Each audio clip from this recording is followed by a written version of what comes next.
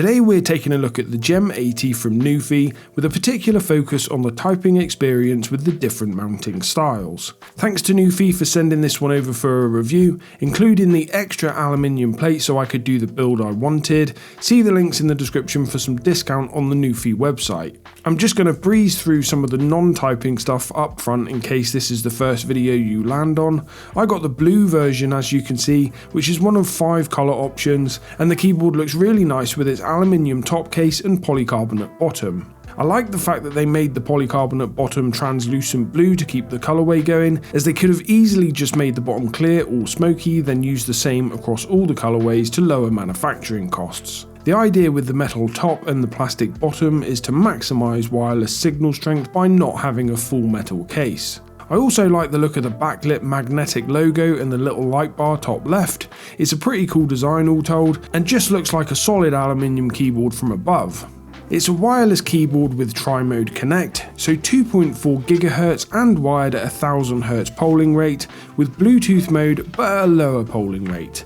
It's hot swap south facing with perky RGB, it's VIA and QMK compatible, and there's a bunch more technical and specification stuff on the website where they've got a really good listing for the keyboard. This is the kit version, but you can add switches and keycaps to make it a fully assembled board on the Nuphy website. You can see you get a bunch of stuff in the box with it being an Omni mount keyboard. You get all the mounting hardware, a nice cable, the wireless receiver, a switch and keycap puller, some test switches, a screwdriver with 2 Torx bits, and the documentation, which includes a really useful installation guide to show the mounting options. With that stuff done, let's get into the different configurations. Before we start with the builds, I just want to confirm that Nuphy market this as a thocky sounding keyboard, which generally means a deeper tone.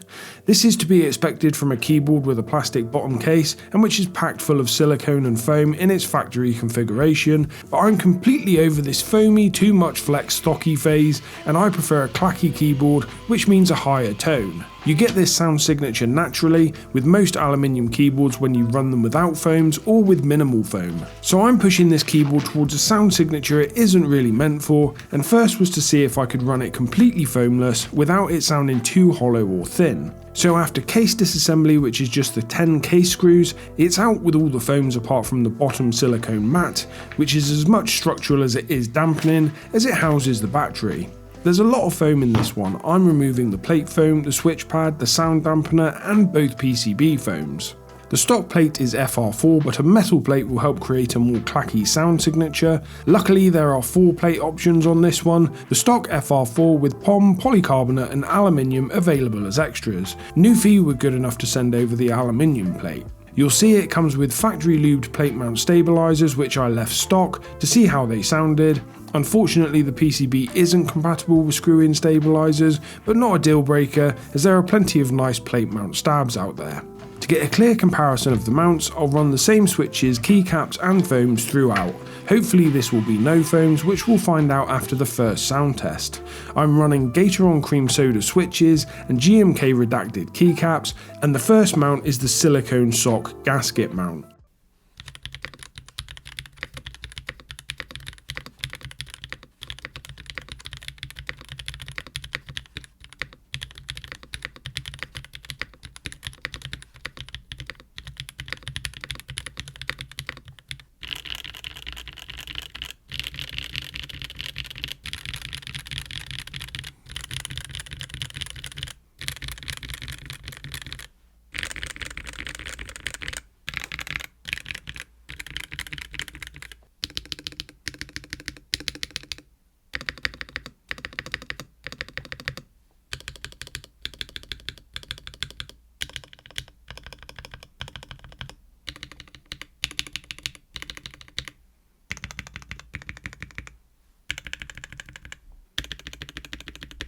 So first off, you can absolutely run this keyboard without foams, which I'm pleasantly surprised about, as it is a flex cut 1.2mm PCB and the aluminium plate is also flex cut. This usually leads to a thinner and more muted sound profile which needs correcting with the foam, but I think perhaps the polycarbonate bottom case is helping to create a fuller sound profile. The silicone socks are the darker silicone, which is really firm. I found the alphas pretty inconsistent and underwhelming on that one. I'm just hearing the silicone socks being driven down into the polycarbonate case really, which gives a plasticky sound. The top two rows are a bit meh in this configuration, but I quite like the bottom row. The stabilizer keys sound like a different keyboard altogether, much more volume on those. In terms of feel, obviously an aluminium plate with silicone socks won't soften up the feel as much as a plastic plate, but it's not crazy stiff given the firm gasket socks and the aluminium plate. Next we'll run the silicone strip gasket mount.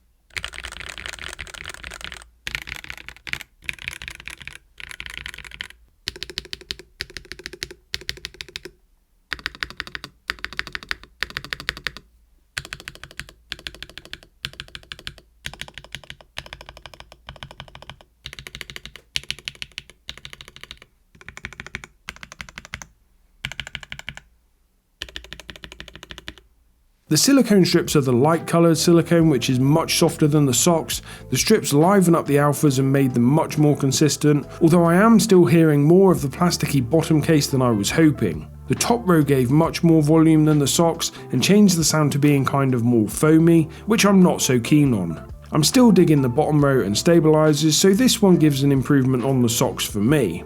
On an aluminium plate, I found the feel quite similar to the socks. You'll get a softer feel and notice more of a difference across these two mounts on a plastic plate. Next we'll run the soft silicone bean mount.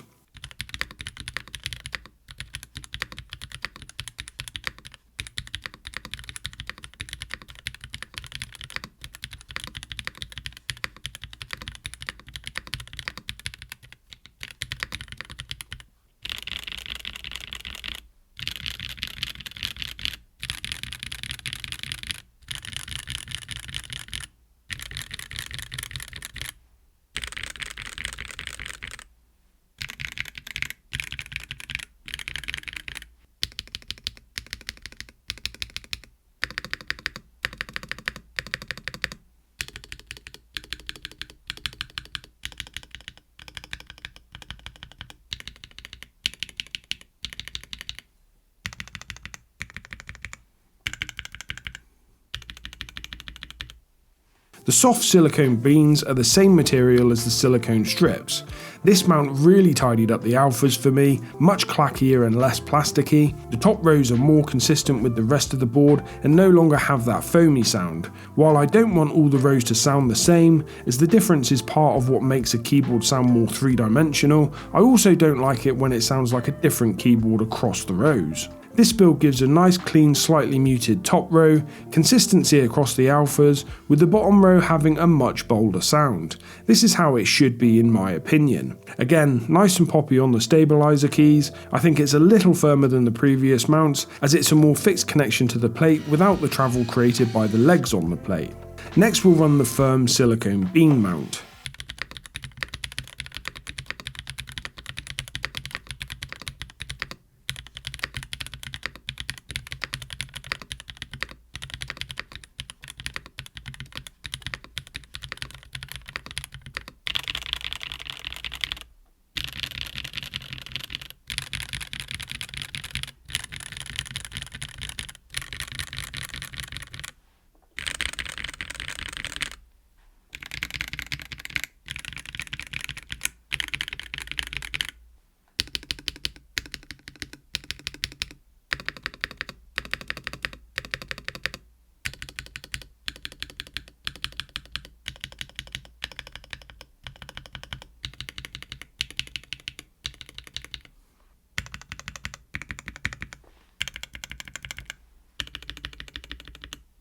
The firmer beans are back to the firm silicone and create a slightly deeper sound profile on the alphas than the soft beans. This is great as it means you can really tweak this board with the different mounts and materials. Everything holds from the previous build in terms of the rows and stabs, but you obviously get a stiffer typing feel with the harder beans, though it's not really that noticeable when typing. And finally, we'll run the top mount.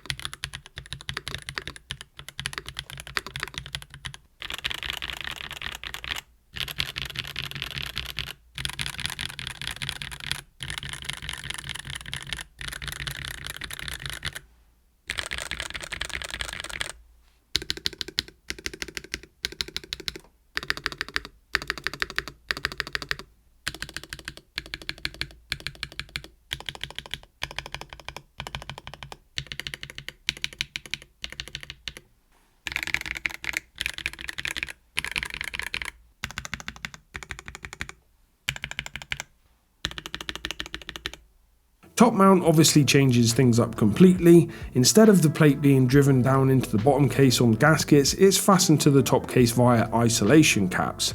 The isolation caps are made from the stiff silicone again, and what to say, it sounds and feels like a top mount, and a pretty nice top mount at that. The sound is on the deeper side compared to the previous builds, and I think this is due to the stiff silicone isolation caps. The sound gets a bit airier or more acoustic if you like, and the feel is obviously stiff, though I was surprised by the amount of flex you get even with the aluminium plate. Now let's have a quick back to back of all of those builds for a sound comparison.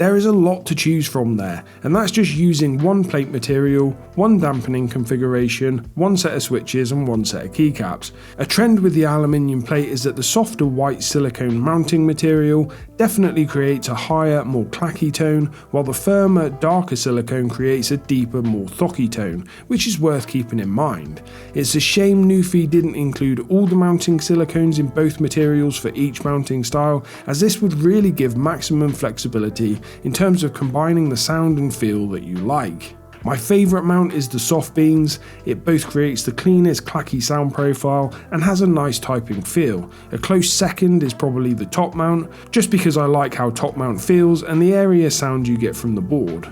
I personally like this one without foams, but it is close to needing either some plate or case foam, and you could probably run one or the other without making it sound too foamy. I reckon $150 is right on the money for this one, provided you're interested in the case design, Omni mount and get benefit from all the other features. If you're on the fence on the dual material case and want a full aluminium case, then a $150 budget also opens you up to some really nice aluminium kits, so it's all about preference. I really like it and have no issues in recommending it. Thanks a lot for watching, and I'll catch you in the next one.